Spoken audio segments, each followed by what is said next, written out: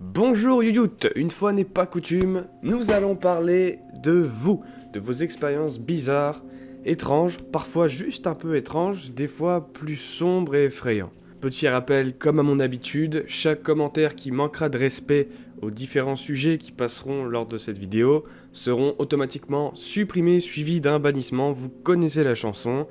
Ça ne veut pas dire que vous ne pouvez pas exprimer votre avis, mais je pense que vous pouvez le faire avec de la correction et du respect. On peut ne pas être d'accord avec quelqu'un sans pour autant insulter sa génitrice. Témoignage numéro 1. Alors c'est un peu compliqué parce que j'ai pas son pseudo, j'ai juste son mail, je crois, qui s'appelle Jenny, je me trompe peut-être. Tu me corrigeras si tu vois cette vidéo. Mais tu m'as laissé un témoignage audio que j'ai trouvé intéressant de choisir et de partager avec vous. Donc Jenny, raconte-nous ton histoire, ou en l'occurrence ici, ton rêve, un rêve récurrent que tu as fait à répétition pendant très longtemps. Alors voilà, actuellement j'ai 17 ans et quand j'étais petite, je vivais dans mon ancienne maison où de chaque jour je faisais le même rêve.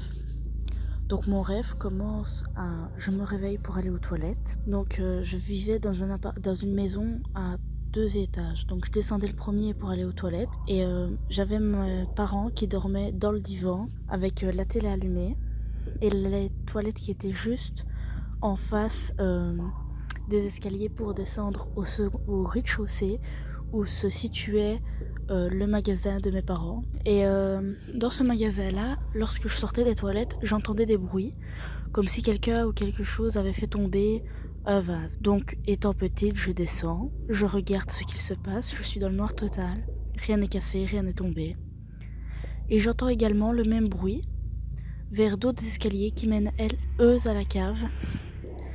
Et lorsque je me penche pour aller voir ces escaliers-là, j'ai plusieurs ombres d'hommes qui viennent de partout, de tous les escaliers, de toutes les portes, comme si une centaine d'hommes, si je vais dire, seraient rentrés chez moi pour m'encercler et je n'ai jamais su pourquoi. Mais j'ai toujours fait ce rêve-là chaque jour jusqu'à mon déménagement. Lors de mon déménagement, je n'ai plus jamais rêvé de cette chose-là, mais ce rêve m'a excessivement marquée étant petite. Donc voilà, moi je voudrais bien avoir ton avis. Donc déjà merci grandement à toi pour le partage. Faut savoir que les rêves ont toujours une signification. J'adore ça, ça me passionne, j'ai fait beaucoup de recherches là-dessus. À chaque fois que je fais un rêve bizarre, dès le lendemain je fais des recherches sur ce rêve-là pour savoir si ça a une signification dans la vie réelle. Ton rêve, je le trouve vraiment très intéressant. Surtout quand tu dis que tu fais tout le temps le même rêve. C'est qu'à un moment donné, ton subconscient, il a un message à te faire passer et c'est quelque chose qui techniquement se passe vraiment autour de toi. En l'occurrence, ici dans ce rêve, il y a des ombres. Et ça, je le dis direct, ça sent pas très bon quand il y a des ombres. Voir l'ombre d'un objet ou de quelqu'un dans un rêve, c'est ressentir son côté négatif. Donc là, pour qu'on ait autant et que ça soit aussi confiné dans un petit espace, ça peut vouloir dire à mon sens deux choses. Soit ça veut dire que tu te sens pris au piège, oppressé, que tu te sens dans une impasse et que tu crains un petit peu pour ton avenir, peu importe à cause de quelle situation, mais ce sentiment-là est retranscrit par les ombres. Ou alors, deuxième chose qui peut être liée à ça, des relations autour de toi qui te semblent hostiles et vraiment peu dignes de confiance. Et ce que je dis là, ça marche autant pour les adultes que quand t'es enfant. Là, tu me dis que c'était il y a un moment, donc je sais pas quel âge t'avais exactement, mais une préadolescente, une enfant quoi. Ça marche aussi. On n'a pas les mêmes problèmes, les adultes et les enfants, mais le subconscient il travaille de la même manière. Ce qui fait que ça peut être des camarades de classe qui t'embêtent ou un prof d'école, et ça se ressent dans tes rêves. Donc moi je pense que c'est plus lié à ça, au terrible pouvoir du subconscient, plutôt qu'une force paranormale. Même si c'est vrai que c'est étrange que ça soit tout le temps la même chose, tout le temps le même rêve, dans la même pièce, avec les mêmes sujets, et qu'il se passe tout le temps la même chose à chaque fois. Ça peut paraître bizarre, mais je pense juste que c'est le subconscient qui a un message à faire passer, et tant que t'as pas saisi, et ben voilà. Mais je suis vraiment très impatient d'avoir vos avis, vos retours par rapport à ça. Moi, c'est ma vision des choses que j'explique là, c'est lié à de multiples recherches sur le sujet. Je lierai pas ça au paranormal. Merci encore pour ton partage, Jenny, nous t'appellerons Jenny. Témoignage numéro 2 avec notre ami Ghost Trackers. Ghost Trackers, j'aime bien le dire en anglais comme ça, je sais pas pourquoi. C'est peut-être parce que c'est un mot anglais, ouais, c'est peut-être pour ça aussi. Nouveau sujet, nouvelle histoire. Ghost Trackers, je te laisse nous raconter ton expérience. Bonsoir l'honneur, bonsoir Dame Coco, bonsoir l'honoréen, l'honoréenne. Je sais pas si tu te rappelles, je t'en avais parlé dans un super chat. Une nuit avec un ami, c'était minuit, on parlait de la Dame Blanche, et au moment où je lui ai dit que son corps n'avait jamais été retrouvé, j'ai entendu un cri, mais horrible. On était en montagne, mon ami serait là d'ailleurs, il te le dirait. Bon, malheureusement il est pas là, mais donc j'étais avec lui en montagne, on était à proximité d'un virage. On discutait, et puis de la Dame Blanche, j'ai entendu un cri, mais c'était... Il aurait fallu que tu l'entendes. C'était un cri horrible. Franchement, il aurait fallu... Je dis pas ça pour essayer de vous faire peur ou quoi que ce soit, mais c'était un cri, mais... le cri de la dernière heure avant de mourir. C'était genre, tu t'es en voiture, tu sautes dans un précipice, t'es là, tu pousses un hurlement de terreur de fou. Ben voilà, tu vois, c'était genre comme ça, tu vois. Surtout qu'à côté de là où on était, eh ben, il y a un précipice. Donc en plus, tu vois, je parle de précipice alors qu'il y en avait un juste à côté. Mais en tout cas, ce cri, j'ai pas cru l'entendre. Je l'ai entendu. Mais tu vois, ce qui est bizarre dans tout ça, c'est qu'il n'y a que moi qui l'ai entendu. Alors qu'il était juste à côté de moi, mon ami. Mon ami était à côté de moi. Enfin, je tenais à te le dire en vidéo. Moi, je trouve ça beaucoup plus franc, encore une fois, parce que moi, je suis quelqu'un de franc et quand j'ai un truc à dire, je le dis. Allez, bisous tous les deux. Effectivement, expérience vraiment surprenante, merci pour ton partage mon ami. Là, que ça soit paranormal ou non, ça reste de toute évidence très inquiétant. Ça peut très clairement être le cri en détresse d'une femme qui a eu un accident ou qui est en danger, tout simplement. Dans les deux cas, il se passe quelque chose, parce que si t'es vraiment sûr à 100% d'avoir entendu ce cri, c'est qu'il y avait quelque chose. Et comme tu l'as dit là dans cette histoire, le fait étrange c'est que ton ami n'a pas entendu le cri que toi tu as entendu. C'est peut-être le seul fait en fait, je pense, qui te fait penser au paranormal directement. Il était peut-être pas aussi attentif que toi à ce moment-là, tout simplement. Troisième et dernier témoignage pour ce soir, celui de Céline.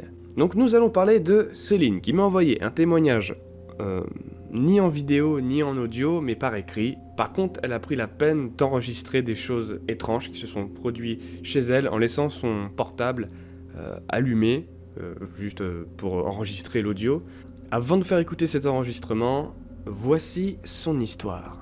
Les faits remontent à 10 ans maintenant. Avec mes parents, nous avons déménagé en avril 2009 dans un petit village de Bretagne. La fameuse maison que mes parents ont achetée appartenait à une dame âgée qui était récemment décédée.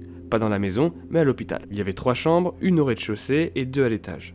Très vite, j'ai commencé à entendre des bruits. Au début, cela ne se produisait que la nuit, des bruits de pas dans le couloir et dans l'escalier, mais très vite, ces phénomènes ont commencé à se produire aussi dans la journée. Au bout de quelques semaines, je n'étais plus la seule à entendre tout ça. Ma mère entendait également des bruits, si bien qu'une nuit, elle a débarqué dans ma chambre pour savoir si elle pouvait rester avec moi. La même nuit, nous avons vu sous la porte de ma chambre que la lumière du couloir avait été allumée. Mon père, qui est l'homme le plus terre-à-terre du monde, m'a avoué avoir vu une ombre passer dans le couloir de l'entrée. Un soir. Un jour, j'ai décidé de faire un enregistrement vocal avec mon téléphone, celui que je t'ai joint. J'ai posé mon téléphone et je suis parti. On entend beaucoup de bruits étranges. L'enregistrement fait presque 22 minutes, alors oui, c'est long, mais j'espère que tu prendras le temps de l'écouter. Toutes les personnes à qui je l'ai fait écouter sont du même avis.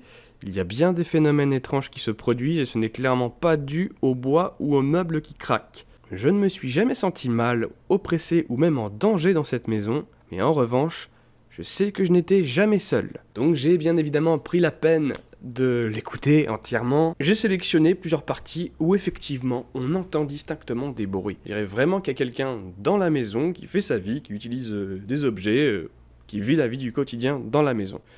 Je vous préviens par contre, c'était en 2009, il y a 10 ans, donc c'est enregistré avec un portable de 2009. Il y a 10 ans, avec la qualité qui s'impose. Effectivement, la qualité sonore n'est pas au rendez-vous, mais pourtant, vous allez très bien distinguer des sons.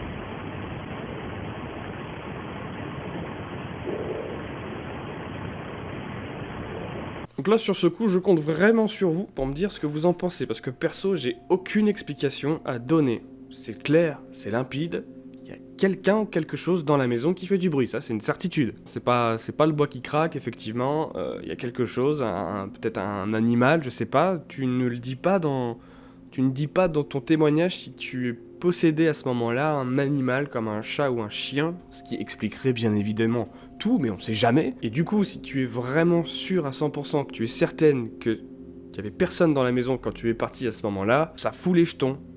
Donc est-ce que tu as eu des retours des locataires après? Est-ce que tu es retourné dans la maison? Tu as eu des échos?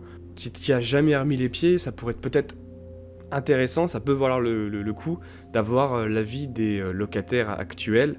Et à ce moment-là, moi je suis même prêt à me déplacer avec grand plaisir. Hein. Donc merci en tout cas à toi aussi, merci à vous trois hein, pour ce partage d'expérience. Dans les 2 premiers témoignages, il y a toujours une petite explication quand même rationnelle. Beaucoup même d'explications rationnelles en fait, alors que là il n'y a pas d'explication, là on bute sur le... Je pense que pour creuser un peu plus, c'est vrai que ça serait cool de peut-être d'y aller, de voir un petit peu, pique ma curiosité. Donc si vous le désirez, les copains, ce qu'on fait, c'est qu'on continue de parler de ces 3 expériences, mais aussi des vôtres, hein, mes amis, en live, sur la chaîne L'Honneur Part en live, le lien est en description si vous n'êtes pas encore abonné, ou même si vous voulez pas vous abonner, mais juste... participer au live de ce soir, venez. Je vous y attendrai sous les coups de 21h, hein, approximatif, parce que je suis jamais à l'heure. Pour qu'on en discute directement, tous ensemble, dans le plus grand des calmes et dans le plus grand plaisir. Et on se retrouve jeudi prochain, même heure, pour un épisode de Lumière Noire.